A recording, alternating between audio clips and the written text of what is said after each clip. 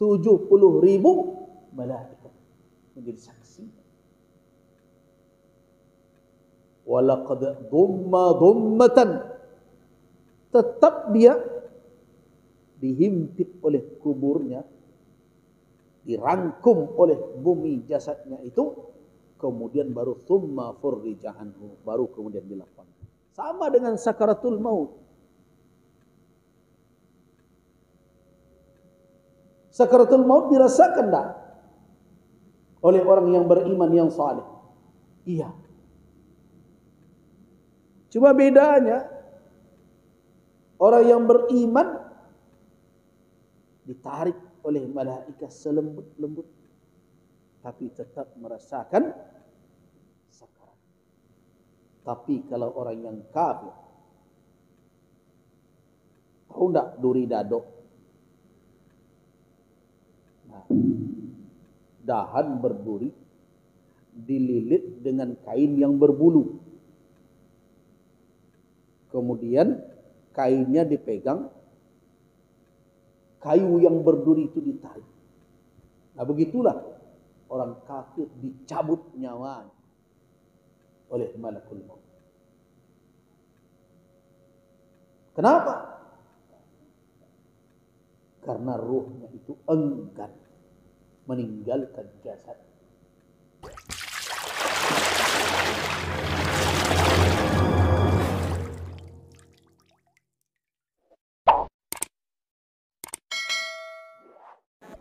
Assalamualaikum warahmatullahi wabarakatuh.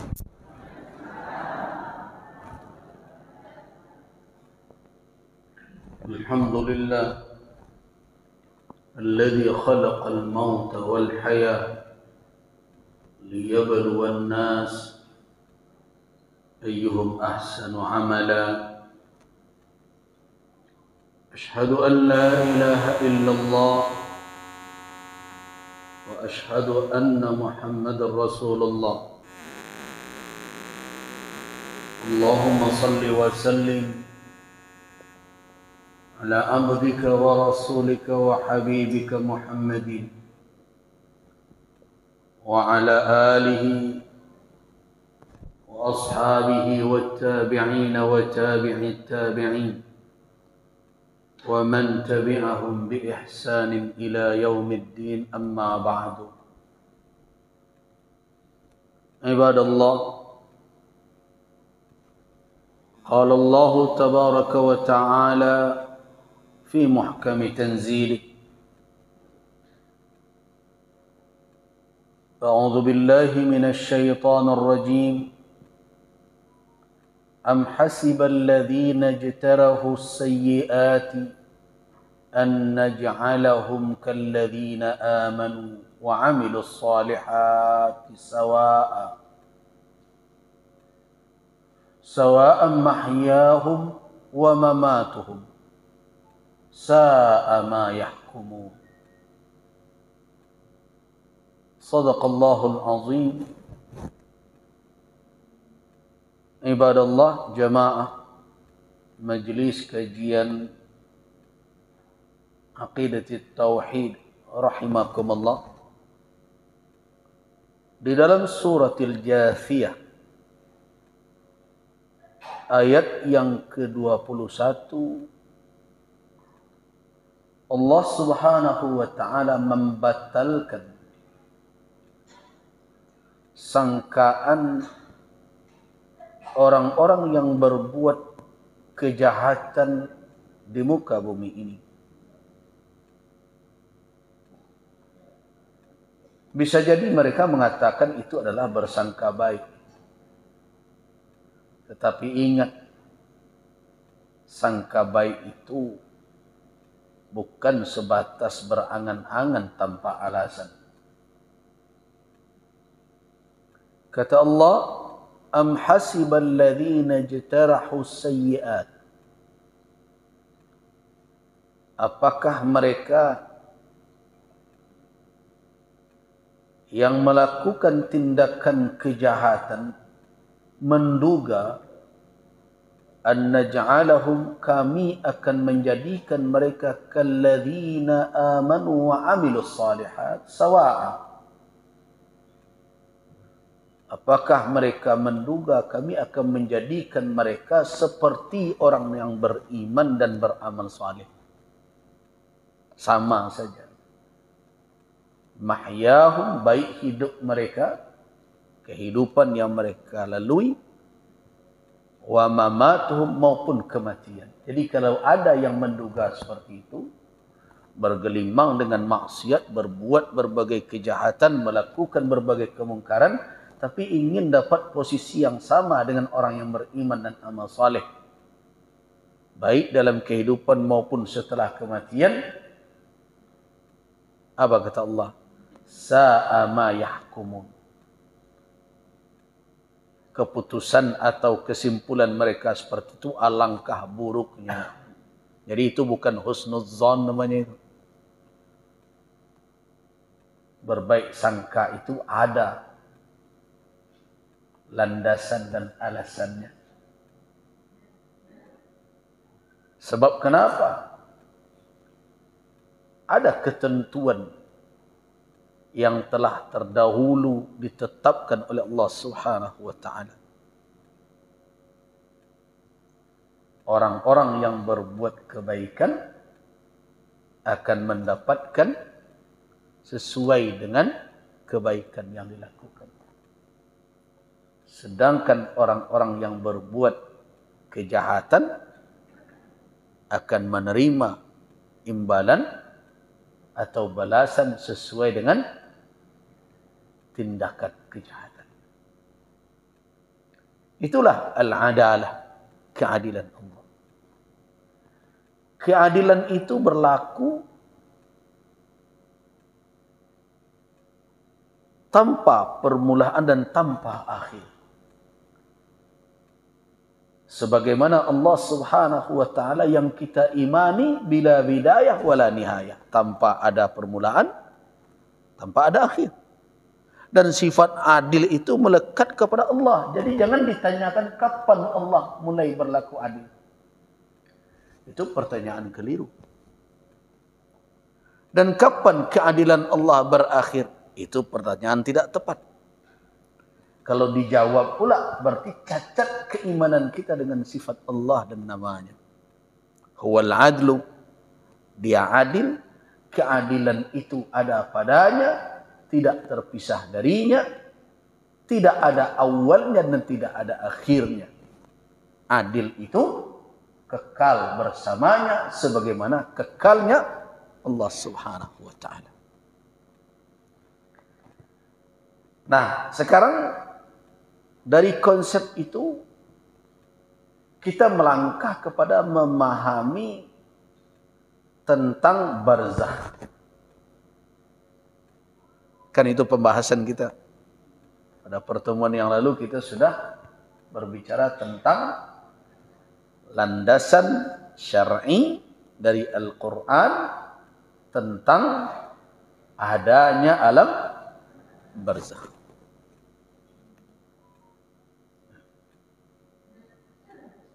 Kita sudah jelaskan. Sebelum itu kita sudah berbicara tentang al-maut, kematian. Nah, sebelum kita melanjutkan pembicaraan kita tentang alam barzakh, ada beberapa catatan untuk menyambungkan ingatan kita dengan kajian kita pekan yang lalu. Apa yang kita dapat dari mengkaji dan membahas tentang kebenaran al-maut, kematian dan barzakh itu?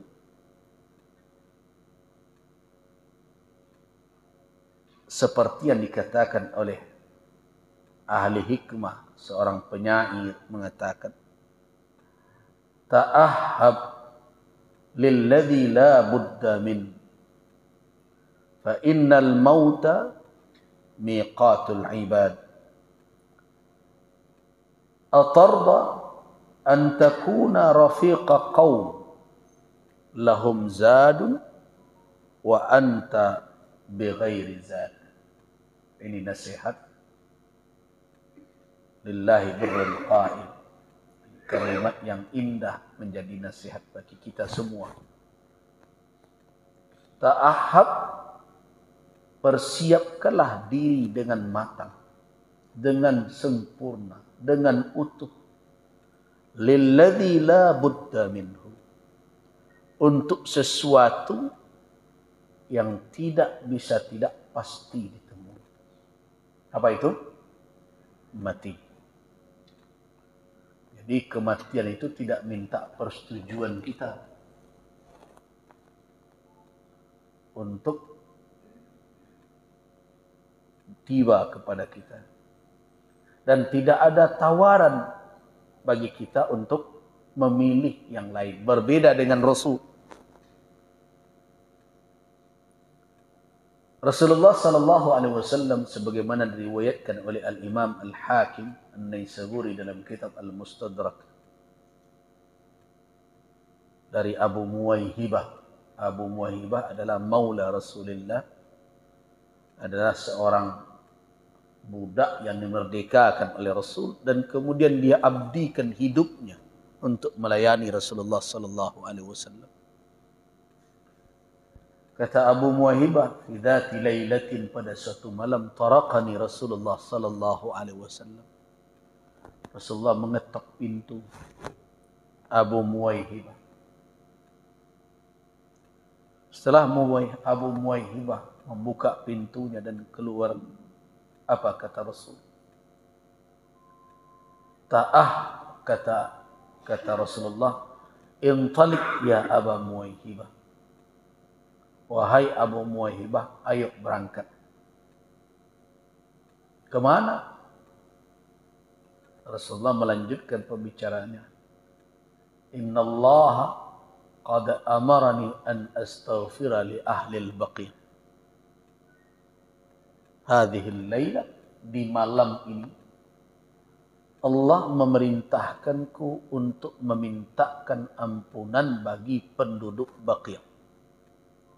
Baqi' itu adalah pemakaman atau kuburan tertua kaum muslimin di kota Madinah yang sampai hari ini masih ada dan semakin diperbesar saja karena jumlah orang yang berkubur sudah semakin banyak. Berada sekarang di samping Masjid Nabawi.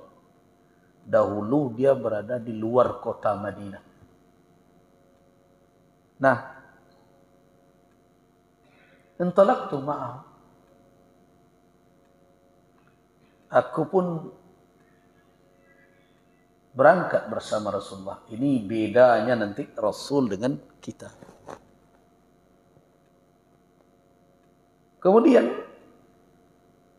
sesampainya Rasulullah di Baqi', beliau ucapkan salam.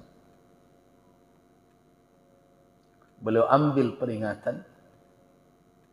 Kemudian beliau berkata kepada Abu Muwaihibah yang mendampingi beliau, "Ya Aba Muwaihibah, inna Rabbi khayyarani." Sesungguhnya Tuhanku memberikan pilihan kepadaku. Nah, ini yang tidak ada pada kita. Apa yang diberikan pilihan?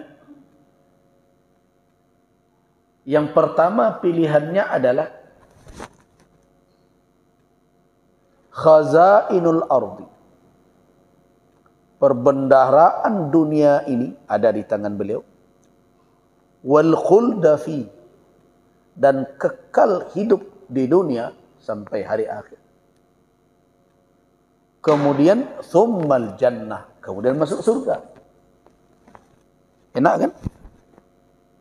Hidup panjang, kaya, kekayaan berlimpah, jabatan. Kemudian surga. Pilihan yang kedua, wa baina liqa'i rabbi. Pilihan yang kedua, berjumpa dengan Tuhanku. Kalau berjumpa dengan Tuhan, apa konsekuensinya? Mati. Nah, diberi pilihan. Pilihannya yang pertama enak. Khazainul ardh. Perbendaharaan dunia ini ada pada beliau, diberikan oleh Allah. Wal khulda fi. Hidup kekal sampai hari kiamat tiba. Kemudian thummal jannah, kemudian masuk surga. Atau pilihan kedua, wa baina liqa'i rabbi, berjumpa dengan Allah. Apa kata Abu Muwaihibah mendengarkan penjelasan Rasulullah?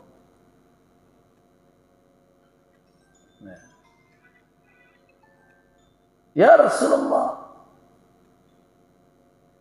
ayah dan ibuku jadi tebusan. Ambillah. Jadi Abu Muwaihibah mengusul, ambillah al-khazain, diambillah khazainul ard wal khulda fi thummal jannah. Ambil ini yang pertama ya Rasul.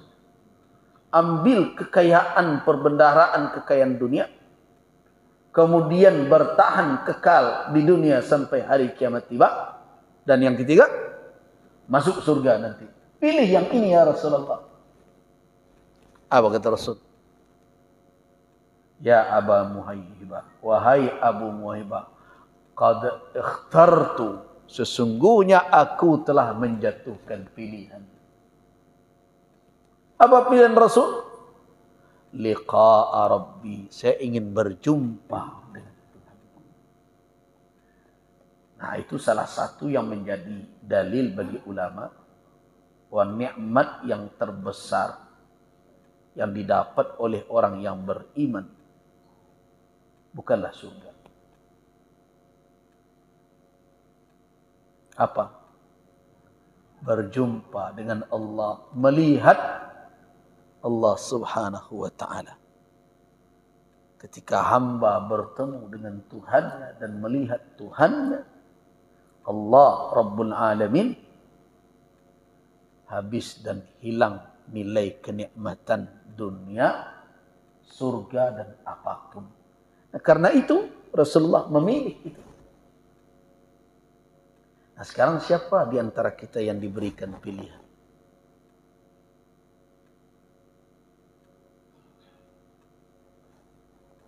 Kalau ada tak mau menunjukkan. Tidak ada. Dia datang tanpa kita sadari. Rela tidak rela, suka tidak suka. Ketentuan Allah berlaku. Tidak ada ta'akhir, tidak ada masa tangguh lagi kalau sudah ajal tiba. Nah, karena itu diperingatkan oleh para ulama, oleh para da'i, ta'ahhab lilladzi la budda min. Persiapkan diri dengan matang. Untuk apa? Untuk suatu perkara yang tidak bisa tidak, harus ditemui. Apa itu? Al-maut. Fa innal mauta miqatul ibad. Sesungguhnya kematian adalah ketentuan waktu yang tidak bisa dirubah lagi untuk hamba. Pasti mereka temui. Tidak bisa mereka hindari. Qul innal mauta alladhi tafirruna minhu, kan Allah Subhanahu wa taala mengingatkan, kematian yang kalian hindari itu pasti, fa innahum mulaqikum, pasti akan menjumpai kamu sekalian. Nah, sekarang ingat, atarda an takuna rafiqa qaum, apakah kamu reda, senangkah kamu menjadi salah satu rombongan, sekelompok orang, lahum zadun wa anta bighairi zad, mereka berbekal sedangkan kamu hampa, tidak punya bekal. Nah, jadi keimanan itu bukan hanya sebatas mengetahui perkara yang gaib dari kabar yang sharih dan sahih. Bukan sebatas itu. Ini saya ingatkan ini, sebenarnya di awal kajian dahulu, terus saya ingat. Perkara iman bukan kita mengetahui maklumat tentang al-ghaibiyah, tentang perkara kegaiban. Tidak cukup sampai di situ. Dan tidak pula cukup dengan meyakini wujudnya, adanya dan kebenarannya. Tidak cukup sampai di situ. Nah, itu yang diingatkan oleh Al-Imam Al-Hasan Al-Basri rahimahullah. Laisal iman bitamanni. Iman bukan sebatas itu. Iman itu harus hidup, dia memberi kehidupan kepada fisik kita, kepada sikap lahiriah kita, sesuai dengan keyakinan yang ada di dalam diri. Itu baru utuh. Itu makanya orang Ahlus Sunnah wal Jamaah mengatakan al-iman at-tasdiqu bil qalbi wan nutqu bil lisani wal amalu bil jawarih. Iman itu keyakinan di dalam kalbu, itu buah dari ma'rifat, dari pengetahuan, dari ilmu yang diperoleh. Muncul keyakinan benar adanya, hak adanya, tidak ada ragu padanya. Tasdiq. Setelah itu apa? Pernyataan. Amantu bi. Cukup sampai di situ? Tidak. Apa dampak dari tasdiq, dari keyakinan atas kebenaran itu yang ada di dalam kalbu kepada apa? Kepada sikap dan perilaku. Nah, iman kepada kebenaran adanya barzakh, adanya hari akhirat, apa buahnya? Buahnya adalah ta'ahuban, mempersiapkan diri dengan matang, tidak lagi menyia-nyiakan waktu yang diberikan oleh Allah Subhanahu wa taala untuk perkara-perkara yang melalaikan kita dari membawa bekal untuk kehidupan akhirat kita. Di mana peringatan itu ada dalam Al-Quran? Iqtaraba lin-nasi hisabuhum wa hum fi ghaflatin mu'ridun. Iqtaraba lin-nas, telah mendekat kepada manusia, hisabuhum, hari perhitungan mereka, sedangkan mereka fi ghaflatin, dalam kelalaian, mu'ridun, dan berpaling dari yang hak, dari petunjuk Allah, dari ketentuan Allah, dari hukum Allah. Di mana ditemukan? Dalam suratul Anbiya ayat pertama. Iqtaraba lin-nasi hisabuhum wa hum fi ghaflatin mu'ridun. Nah, orang yang benar beriman dengan hakikat dari hari akhir, mulai dari maut, kematian yang menghampiri, kemudian barzakh yang dilaluinya, selanjutnya nanti al-ba'ts, kebangkitan yang dialaminya, kemudian berikutnya al-mahsyar, berhimpun yang tidak bisa dia hindari, kemudian apa lagi? Hisab, mizan, kemudian sirat, kemudian imma jannah wa imma nar, bisa surga, bisa neraka. Kalau memang iman ada tentang itu, apa yang mesti lahir dari sikap orang yang beriman dengan hari akhir adalah buang ghaflah, buang lalai.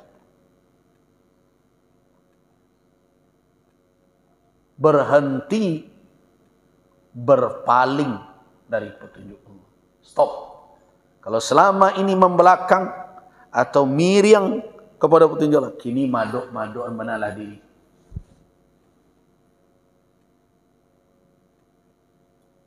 Amalkan petunjuk. Nah, itu buah dari keimanan.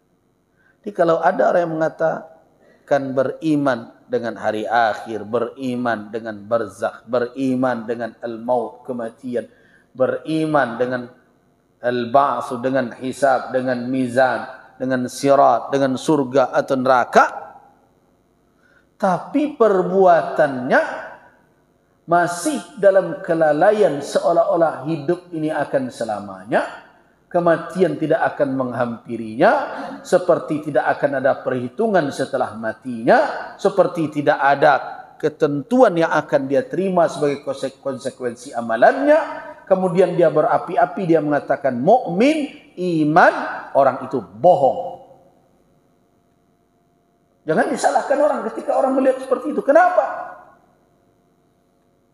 Perkataanmu dibatalkan oleh sikap dan perilakumu sendiri. Jadi bukan orang yang menilai. Kita yang menyuguhkan kepada orang lain siapa kita.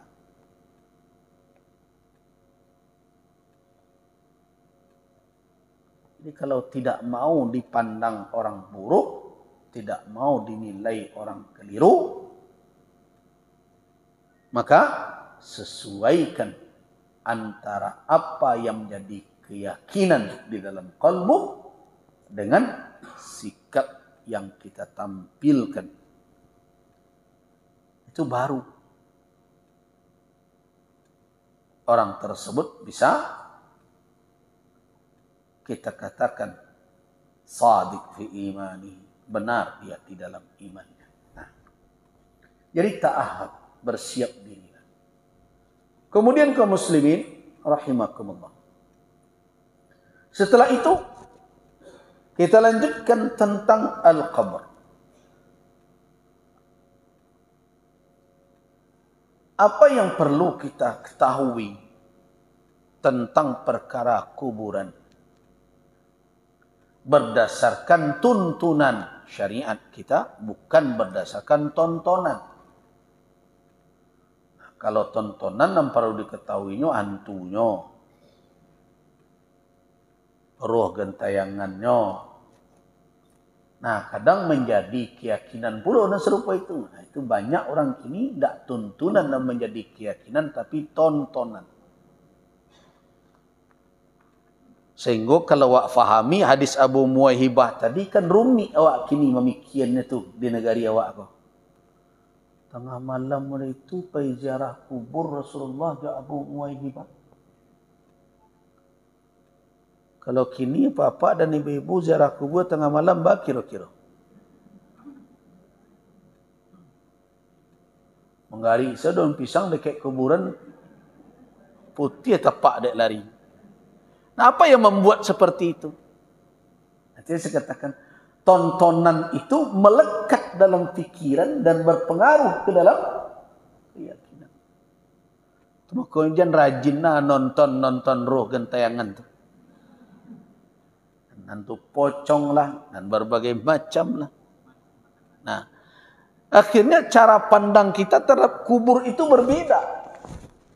Jadi tidak salah kalau ada orang mengatakan sebenarnya umat Islam di negeri kita ini masih membawa berbagai macam keyakinan masa lalu yang tidak ada di dalam petunjuk atau tuntunan syariat, tapi melekat pada diri mereka sehingga persepsi mereka tentang kuburan berbeda.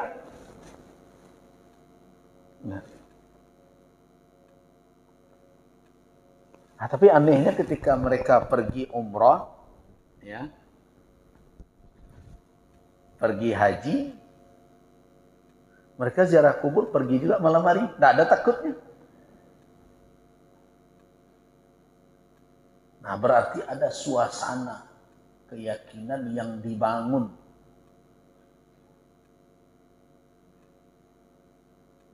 Disebabkan apa?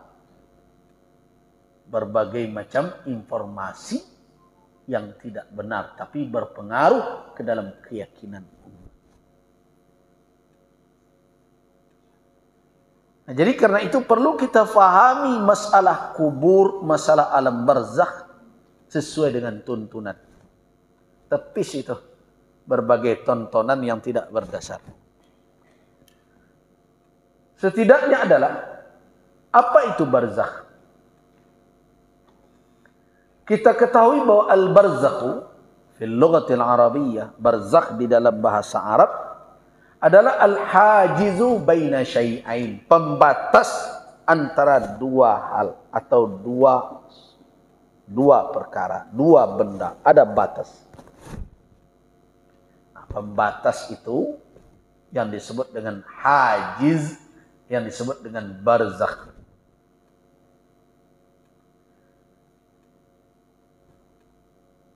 Barzakh dalam pengertian bahasa itu atau dalam istilah akademisi pengertian etimologi namanya, itu dipakaikan oleh Allah Subhanahu wa taala di dalam Al-Qur'an,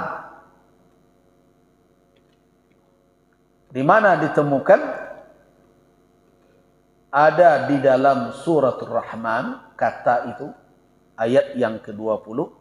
Tapi baca mulai dari ayat 19 supaya utuh memahaminya. Marajal bahraini yaltaqiyan bainahuma barzakhun la yabghiyan. Apa makna barzakh di situ? Pembatas. Marajal bahrain. Dua lautan berjumpa yaltaqiyan. Tapi ingat, mereka tidak menyatu, tidak bercampur. Kenapa? Bainahuma, antara keduanya ada barzakhun,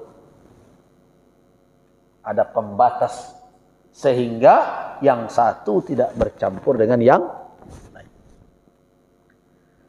Yang kedua ada dalam surat Al-Furqan ayat 53. Wa huwa alladhi marajal bahraini hadza 'adbun furatun wa hadha milhun ajaj. Hadha milhun ujaj. Wa ja'ala bainahuma barzakhan wa hijran mahjura. Allah Subhanahu wa taala yang mempertemukan dua lautan, yang satu tawar enak diminum, yang satu asin, terasa pahit. Namun Allah jadikan antara keduanya itu barzakh, pembatas.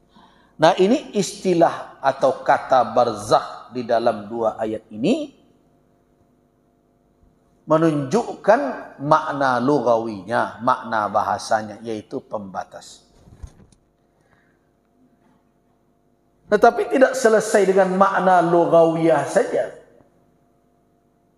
Ketika barzakh muncul di dalam nusus, dalam nas, baik Al-Quran maupun sunnah, seperti di dalam surah Al-Mu'minun yang telah kita jelaskan pertemuan yang lalu. Hatta idza jaa ahadahumul maut qala rabbirji'uni la'alli a'malu salihan fima taraktu kalla. Nah, apabila telah datang kematian kepada salah seorang mereka, ia berkata, ya Tuhanku, kembalikanlah aku. Kemana? Ke dunia. Mudah-mudahan aku bisa beramal saleh, amal salihan dalam perkara yang telah aku tinggalkan, yang luput dia melakukan itu. Kalla, tidak mungkin, itu hanya kalimat wa qailuha yang ia katakan. Apa ayat selanjutnya? Wa min waraihim, pada penutup ayat itu. Wa min waraihim, proses mereka berikutnya apa? Barzakhun, barzakh, ila yaumi yub'atsun, sampai hari mereka dibangkit. Nah, sekarang apa makna barzakh dalam surat Al-Mu'minun ayat 100 itu? Apakah hanya sebatas dinding saja. Nah, itu kita harus memahami barzakh dalam istilah syar'i, dalam urf syar'i. Dia ada hubungan dengan makna bahasa tadi karena dia berperan seperti itu, tetapi lebih luas dikatakan adalah yang dikatakan barzakh adalah ma yakunu bainal mauti wa yaumal qiyamah wa huwa ma bainad dunya wal akhirah. Jadi yang dikatakan barzakh adalah seperti dinding tadi, pembatas tadi antara al-maut, kematian, dengan hari kiamat tiba. Antara dunia dengan akhirat. Berarti ahlul barzakh, orang yang berada di barzakh bukanlah ahlul dunia. Mereka tidak bersama ahlul dunia. Nah, karena itu mereka tidak makan, tidak minum, dan mereka tidak pula bersama ahlil akhirah karena belum tiba. Nah, mereka berada di alam itu. Nah, itulah yang disebut dengan alam barzakh, dan itu disebut dengan alam kubur. Jadi alam kubur bukan alam lubang.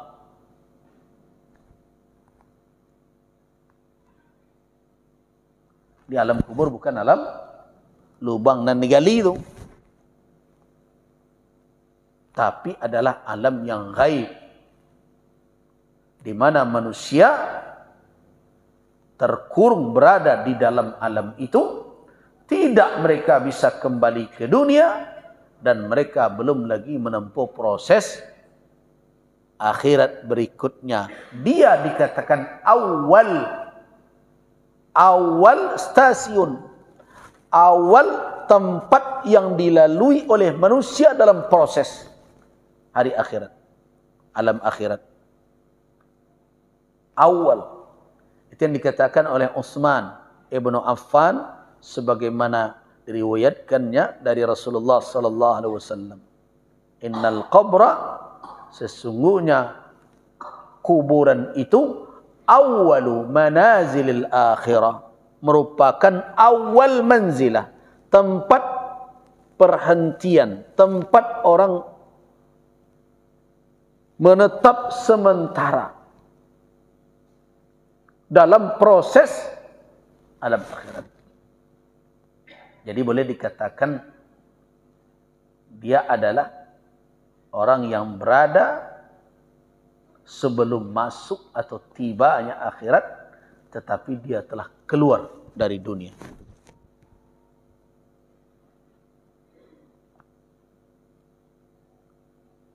Itulah alam barzakh. Nah, mereka tidak bisa lagi kembali, baik orang yang saleh maupun orang yang durhaka. Yang durhaka seperti dalam surah Al-Mu'minun, minta dikembalikan. Rabbirji'uni, kembalikan aku ya Allah. La'alli a'malu salihan fima taraktu, mudah-mudahan aku bisa beramal saleh. Apa jawaban Allah? Kalla, sekali-kali tidak. Tidak bisa sama sekali. Orang yang taat seperti ayah Jabir bin Abdullah yang syahid di medan Uhud, minta dihidupkan kembali. Apakah ada? Tidak.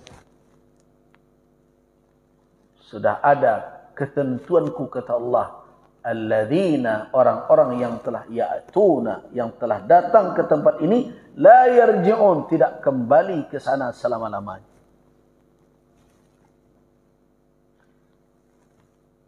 Jadi karena itu ada orang yang bertanya-tanya tentang orang mati suri. Tahu mati suri? Orang yang dikira orang telah mati ternyata belum. Diistilahkan mati suri. Apakah orang itu masuk ke alam barzakh? Tidak. Tapi apa suasana yang dilihat oleh ruhnya ketika itu, wallahu a'lam. Tetapi dia belum lagi masuk ke sana. So, kalau sudah masuk ke situ, Mereka sudah terkurung. Yang telah datang ke alam itu tidak kembali lagi ke dunia. Nah, Bapak dan Ibu-ibu kira-kira setelah mendengarkan itu, kalau ambo tanya, cik, mana kampung awak sebenarnya?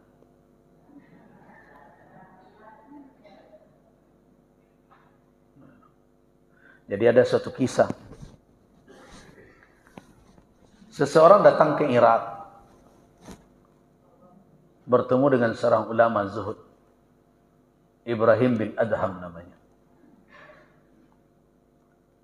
Ibrahim bin Adham ditanyanya ketika berpapasan di tengah perjalanan. Rupanya orang itu kenal dengan Ibrahim. Ya Ibrahim, ainal amar? Amar, imarah. Wahai Ibrahim, mana perkampungan? Kata Ibrahim, sir amama. Jalan saja ke depan lurus. Orang itu dahulunya Ibrahim berjalan cepat. Terus belum juga bertemu kampung. Lihat Ibrahim di belakang, ditanya lagi, ainal amar? Di mana gedung-gedung bangunan perkampungan mana? Kata Ibrahim bin Adham, sir amamak, jalan saja lurus. Setelah orang itu berjalan lurus, ternyata tibanya bukan di tempat perkotaan, pasar, perkampungan, tapi tiba di pekuburan. Berbalik dia, marah, dikira dipermainkan. Atastahzi'u bi? Ibrahim, engkau mempermainkan aku, memperolok-olokkan aku ya? Kata Ibrahim, dah. Kata orang itu, sa'altuka 'anil amar. Saya tanya engkau tentang perkampungan yang ada gedung, yang manusia banyak di situ. Tapi engkau tunjukkan saya kepada makabir, kepada kuburan seperti ini. Ya, kata Ibrahim, disinilah amar. Disinilah kampung yang sebenarnya. Kenapa? Saya yang sudah lama hidup di sini, saya perhatikan setiap orang yang di sana, yang di gedung-gedung tinggi, yang di tempat-tempat mewah, yang sibuk di pasar berbagai macam, seluruhnya akan ke sini. Yang di sana itu. Tapi tidak pernah saya melihat orang yang telah ke sini pulang lagi ke sana. Mana yang kampung sebenarnya? Baru orang terdiam. Oh, itu maksud. Iya. Setiap yang di gedung itu, yang berada di tempat-tempat itu akan kembali ke sini. Tapi orang yang sudah masuk ke dalam lubang ini, yang telah masuk dia ke alam barzakh, tidak kembali lagi. Jadi mana hakikat yang sebenarnya kampung kita? Nah, dari situ baru kita tahu makna inna lillahi wa inna ilaihi raji'un. Nah, jemaah rahimakumullah. Kita lanjutkan. Jadi apa barzakh? Barzakh adalah alam yang merupakan manzilatun ula, tempat persinggahan awal manusia ba'da mautihi, setelah kematiannya, qabla yaumil qiyamati, sebelum hari kiamat.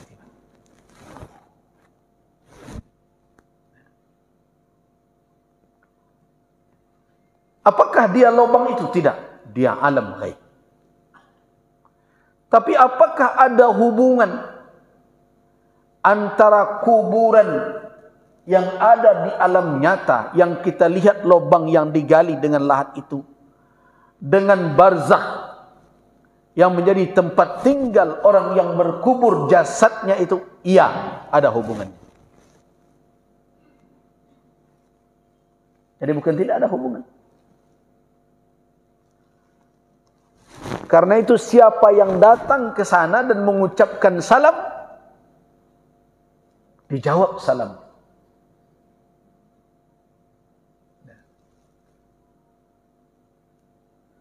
Karena itu ketika kita datang berziarah kubur, pakai adab yang ditunjukkan oleh syariat. Nah, ini yang sering dilanggar hari ini. Adab berziarah itu. Dalam kesempatan lain sebenarnya perlu juga kita mengkaji fiqih al-janazah. Bagaimana adab berziarah kubur. Ada kadang yang duduk, apalagi kalau menggali kuburan lain, duduk dia di kuburan di atas batu nisan berbagai macam.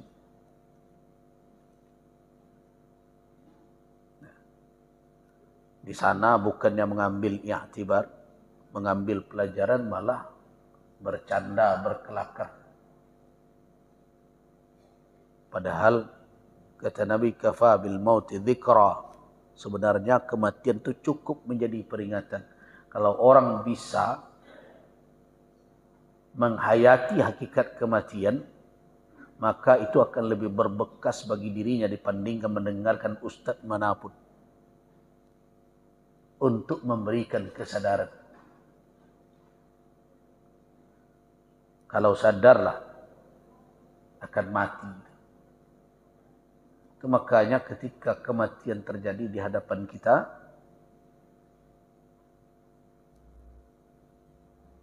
bagi orang yang menyadari hakikat itu menjadi peringatan bagi diri. Makanya Rasulullah sallallahu alaihi wasallam menyuruh kita berziarah kubur. Mengizinkan setelah sebelumnya dilarang. Di ziarah kubur itu di awal Islam dilarang berdasarkan hadis sahih, kuntu nahaitukum an ziyaratil qubur. Dahulu aku larang kalian berziarah kubur, kata Nabi. Fazuruha, namun sekarang pergilah menziarahinya, fa innaha tudzakkirukumul mauta. Karena kubur itu akan mengingatkan kamu dengan kematian. Ini tidak ziarah kubur, makan-makan ke kuburan. Alangkah jauhnya maksud Rasulullah dengan cara yang kita jalankan.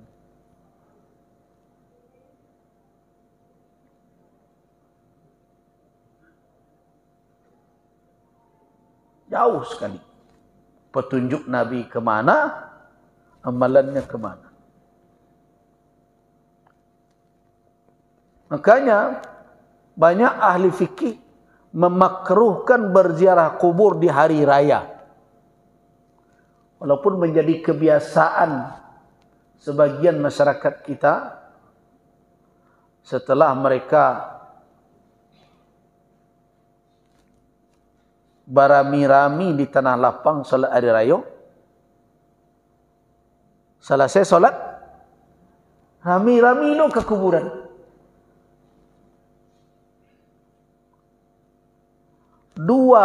Satu hari dilakukan dua amalan yang tidak bersesuaian maksudnya.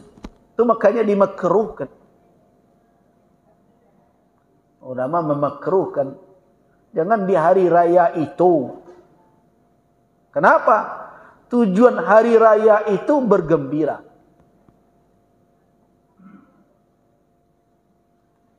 Lis-shaimi farhatan.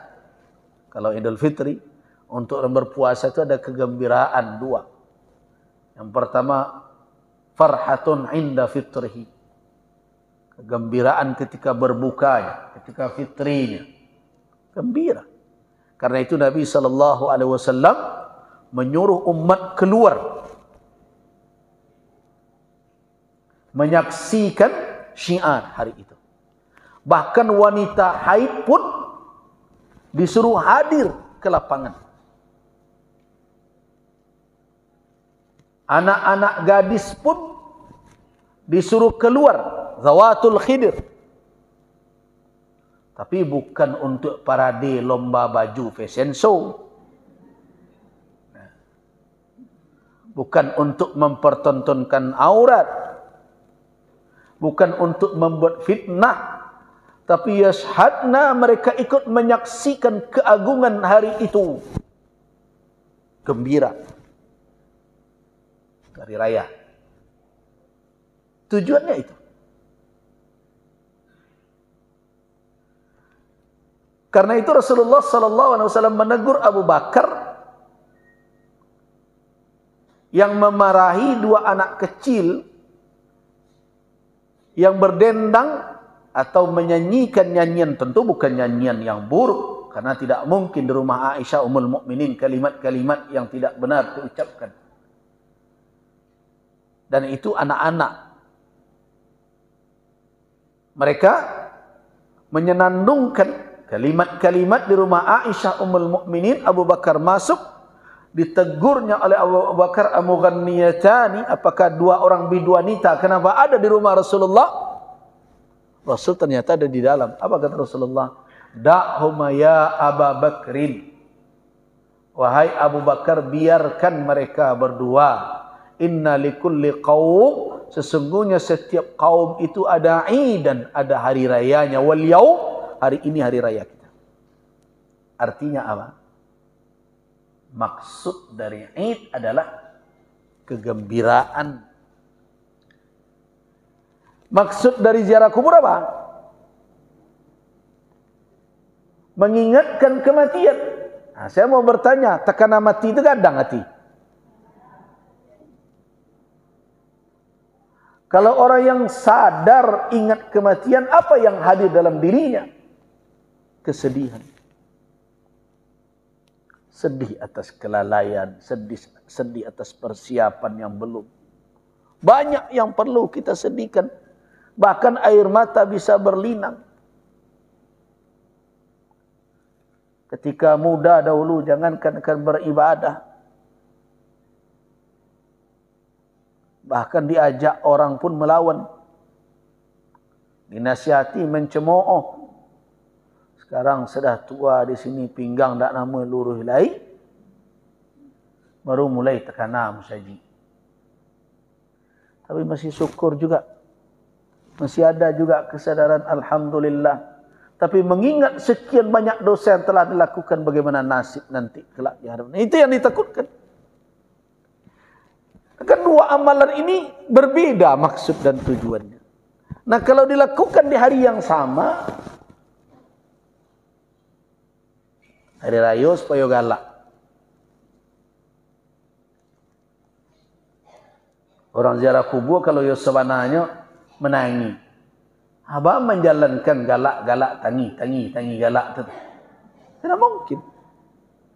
Itu makanya ulama katakan, kalau bertemu dua amal itu dalam satu hari, dalam satu waktu, maka dahulukan yang khusus daripada yang umum. Begitu.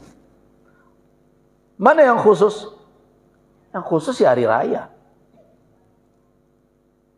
Hari raya kan tak bisa dialih. Hari raya tetap 1 Syawal. Walaupun berbeda penanggalan. Tapi keduanya di Tanyuan, adonan dahulu, adonan kemudian, seperti ke Batang. Kalau ditanya, bila raya? 1 Syawal. Hari itu juga. Ziarah kubur, boleh kapan saja. Boleh siang, boleh malam. Hari apa saja. Nah, berarti itu umum waktu. Hari raya khusus waktunya. Mana yang harus didahulukan? Nah, dahulukan yang khusus. Hari raya lah dulu. Kau enggak, sudah galak-galak nalapang merawang-rawang di kuburan. Habis ke orang kedatang bertamu, mato sambo. Nah, jadi enggak bertemu maqasid. Hikmah dari dua amalan itu. Itu kubur. Tujuannya untuk itu. Setelah kita memahami tentang apa itu alam kubur, apa yang mesti kita ketahui? Setidaknya ada 3 persoalan terkait dengan alam barzakh yang diberitakan oleh Allah Subhanahu wa taala melalui wahyunya kepada nabinya sallallahu alaihi wasallam. Ada 3 perkara.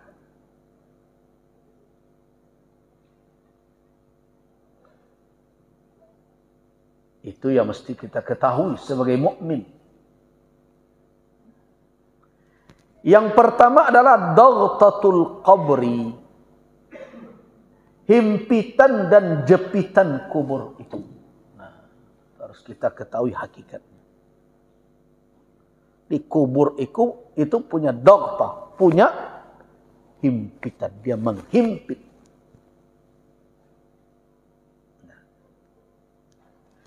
Yang kedua terkait dengan su'alul malakaini lil mayyiti. Pertanyaan 2 orang malaikat kepada si mayat.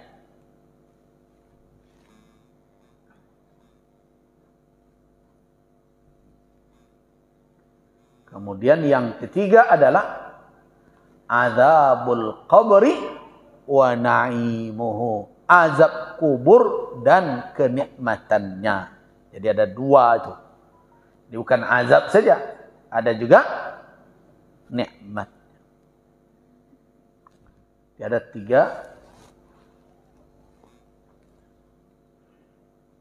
3 pembahasan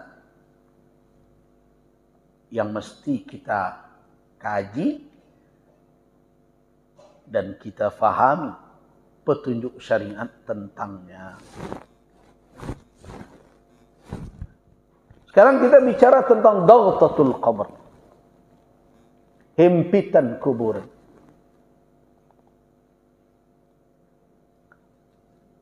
Di dalam hadis yang diriwayatkan oleh Al-Imam An-Nasa'i dalam Kitabul Jumu'ah,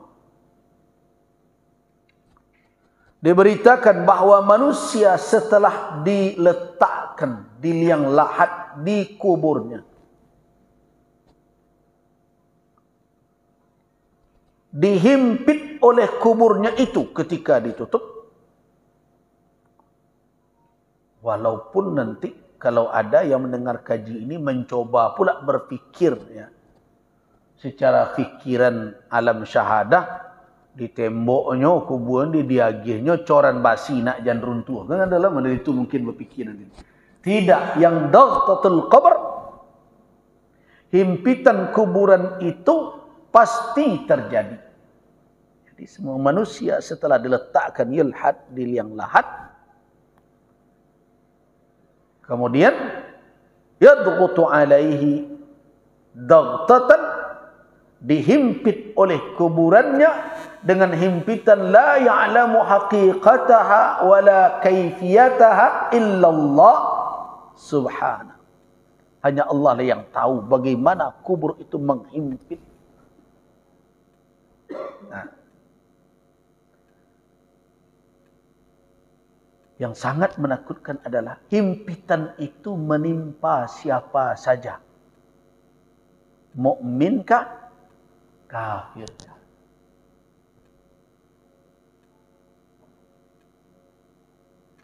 Jadi orang mukmin ditimpa oleh himpitan kuburnya, orang kafir juga demikian. La yanju minha ahad, tidak seorang pun yang lolos. Mukminkah, kafirkah? Mukmin salihkah, talihkah? Ta'atkah, durhakakah?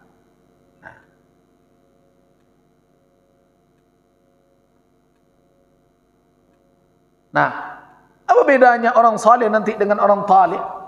Orang taat dengan orang yang durhaka?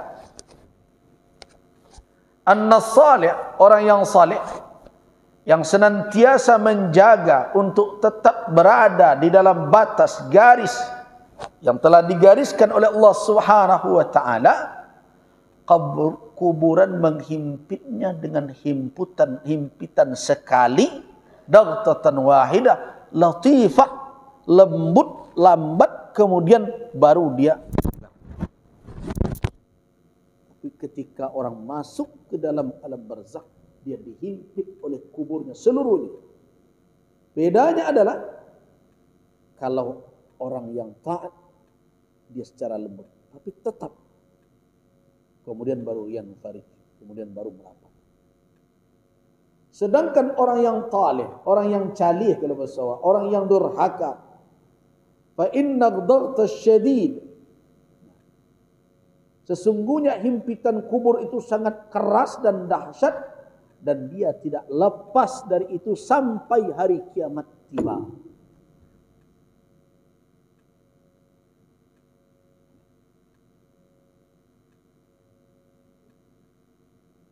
Itu dikatakan oleh Rasulullah sallallahu alaihi wasallam ketika meninggal sahabat beliau Sa'ad bin Mu'adz. Sa'ad bin Mu'adz. Sa'ad bin Mu'adz ini adalah Ansari, orang Ansar, dan merupakan tokoh orang Ansar. Sahabat yang berjasa mengembangkan dakwah pertama kali di kota Madinah sekarang. Dialah salah seorang yang mendampingi dai yang diutus oleh Rasul sallallahu alaihi wasallam dari Makkah sebelum Rasulullah berhijrah. Siapa namanya? Mus'ab bin Umair al-Amdari.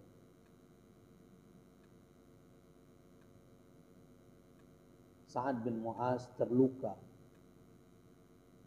ketika dalam peperangan Khandaq atau perang Ahzab. Putus urat nadi.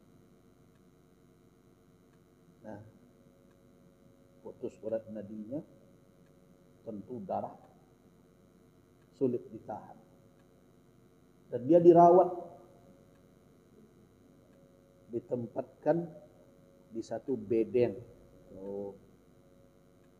seperti tempat perawatan darurat di luar atau bagian depan masjid. Disitulah dirawat para sahabat yang terluka. Ternyata perang Khandaq menyisakan masalah. Masalahnya apa? Pengkhianatan orang Yahudi, Bani Quraidah. Ketika Nabi sallallahu alaihi wasallam menanggalkan baju perang beliau, sesampai di rumah, datang Jibril alaihissalam. Kemana Muhammad? Kata Rasulullah, istirahat. Kata Jibril alaihissalam, diriwayatkan, malaikat saja belum menepis debu dari badan mereka. Jadi itu menunjukkan malaikat ikut berperang ketika peperangan Khandaq. Rasulullah, kemana ya Jibril? Jalan, bangkit kembali sampai ke Bani Quraidah. Nah, setelah sekian lama dikepung, mereka meminta agar ada orang yang menjadi hakim, yang menjadi penengah antara kaum muslimin dengan mereka.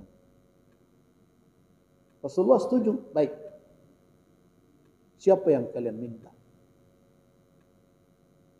Mereka mintalah Sa'ad bin Mu'adz, yang dahulunya adalah sekutu mereka di masa jahiliyah.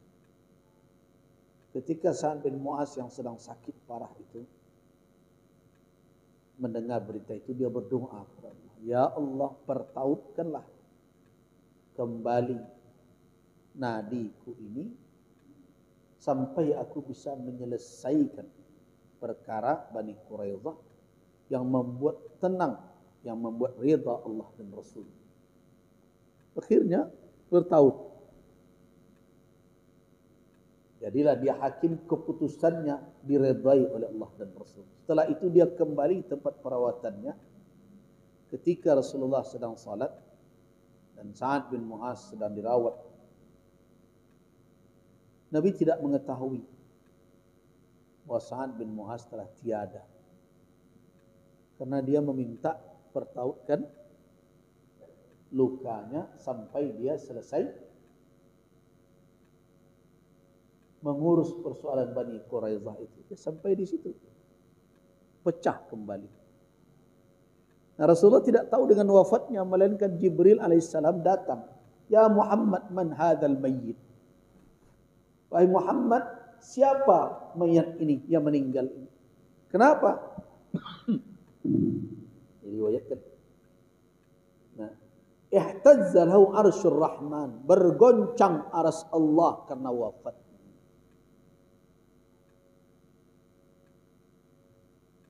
Jadi kalau orang cerita-cerita wali, ini wali itu enggak? Waliullah.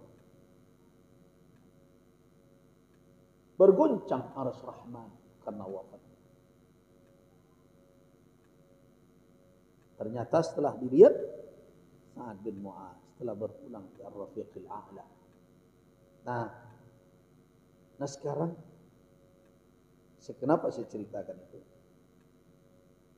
Saya ingin bapak-bapak dan ibu-ibu dan termasuk saya, kita semua mencoba meresapi hadis Nabi dalam Imam An-Nasa'i. Hadzal ladzi taharraka lahul 'arsy. Inilah orang, jadi Rasulullah sallallahu alaihi wasallam ketika Sa'ad bin Mu'az dikuburkan, beliau bersabda, inilah orang yang bergoncang aras deminya untuknya karena kematiannya, yakni Sa'ad bin Mu'az. Wa futtihat lahu abwabus sama, dan dibukakan pintu-pintu langit untuknya. Wa syahidahu sab'una alfan minal malaikah, dan disaksikan oleh 70.000 malaikat. Manusia begitu mulia. 70.000 malaikat menjadi saksi. Walaqad dhummatan, tetap dia dihimpit oleh kuburnya, dirangkum oleh bumi jasadnya itu, kemudian baru thumma furrija anhu, baru kemudian dilapangkan. Begitulah proses awal orang masuk ke alam kubur, ke alam barzakh. Tidak lolos dari dautahu, dari himpitannya. Bedanya apa? Muslim himpit oleh kubur dengan cara yang lembut, satu kali himpitan, setelah kemudian baru dilapangkan. Sama dengan sakaratul maut. Sakaratul maut dirasakan tak oleh orang yang beriman, yang saleh? Iya.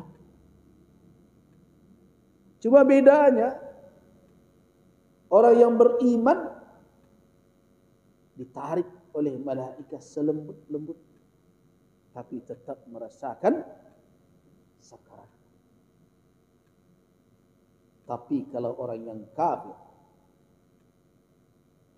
tahu tak duri dadok?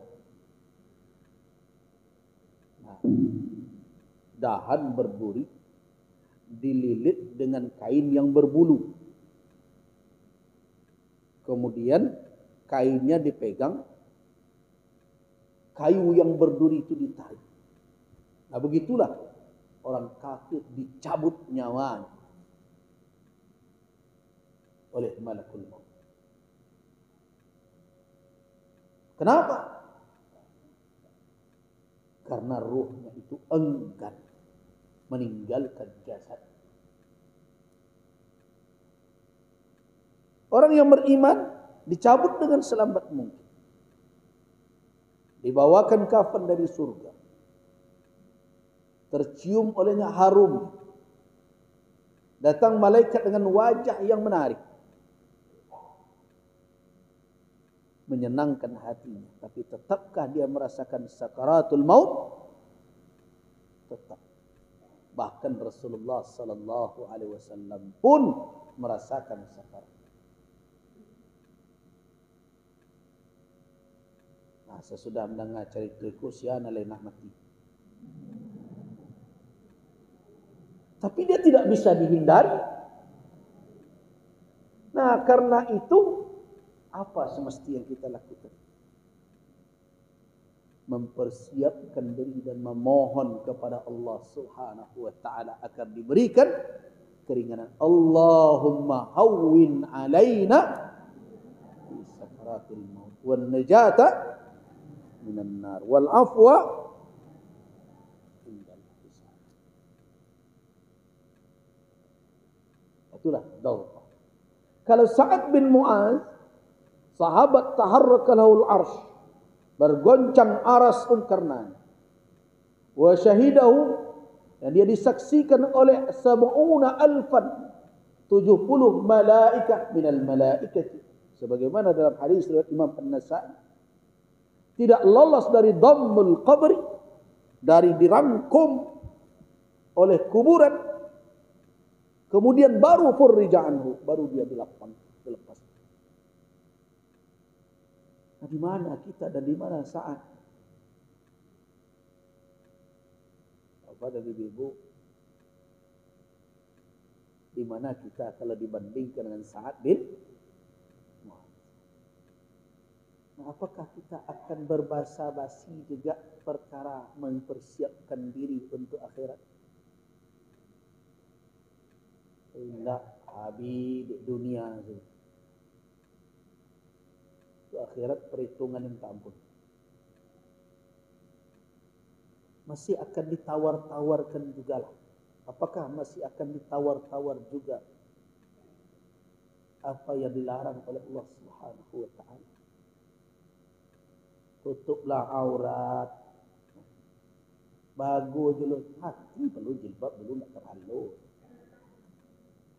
Alah tu jadi agu dulu. Kalau dilarang oleh Allah Subhanahu wa ta'ala, dilarang oleh Rasul, sami'na wa ata'na. Apa mana nak kali kajak?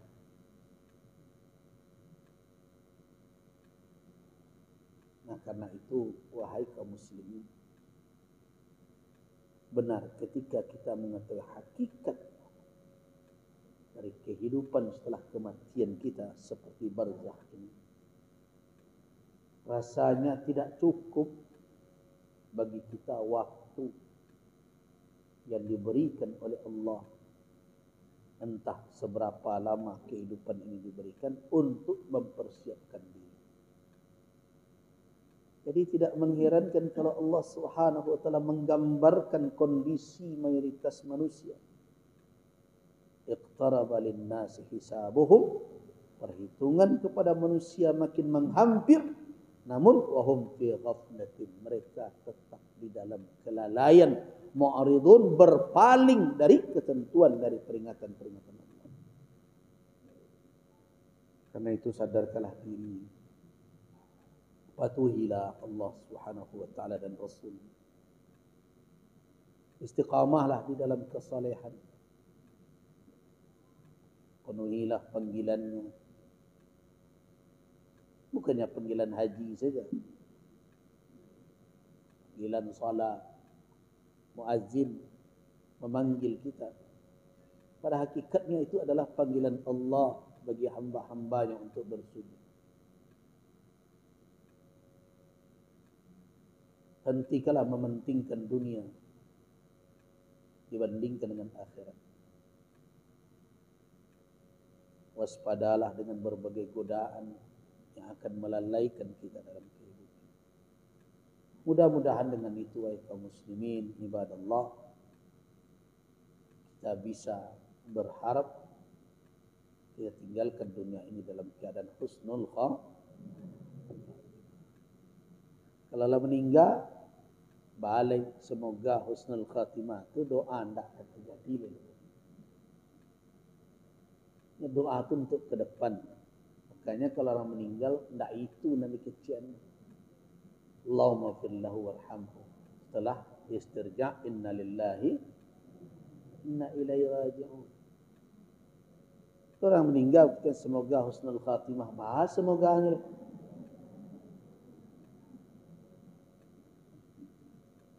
lah. Ya doa itu yang akan.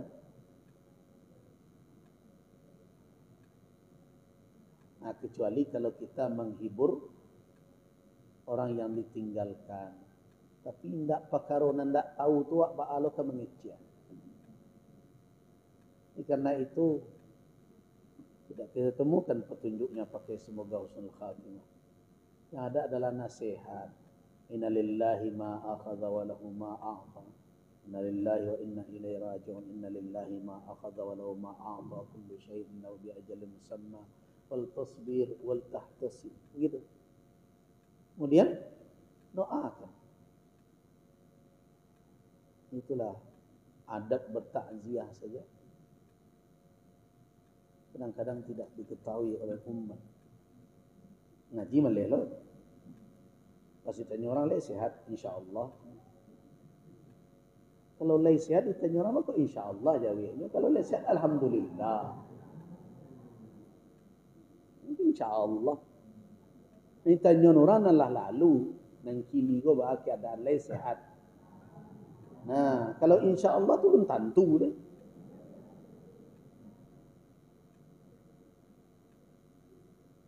Perlu kan ada dulu jamaah haji konayo oto ya bapak ibu berdoa wak dibaca bismillah mahamud wa ahya itu orang kelalo tu jadi asal ke pakai itu. Kalau mau doa ke makan, mau pakai itu masuk WC betul itu. Ini karena itu perlulah untuk menambah wawasan. Baik, Bapak dan Ibu jamaah rahimakumullah, sudah cukup. Jadi baru kita bicara tentang dhaghtatul dalam hadis yang diriwayatkan oleh Al-Imam An-Nasa'i rahimahullah. Berarti orang mukmin salih sekalipun tidak lepas, walaupun kaifiatnya berbeda, berbeda. Orang yang taat diringankan oleh Allah Subhanahu wa taala. Sama dengan kasus sakaratul maut. Orang mukmin juga mengalami sakaratul maut. Bahkan Rasul sallallahu alaihi wasallam tidak lepas dari itu. Tapi bedanya orang beriman diringankan oleh Allah Subhanahu wa taala. Karena itu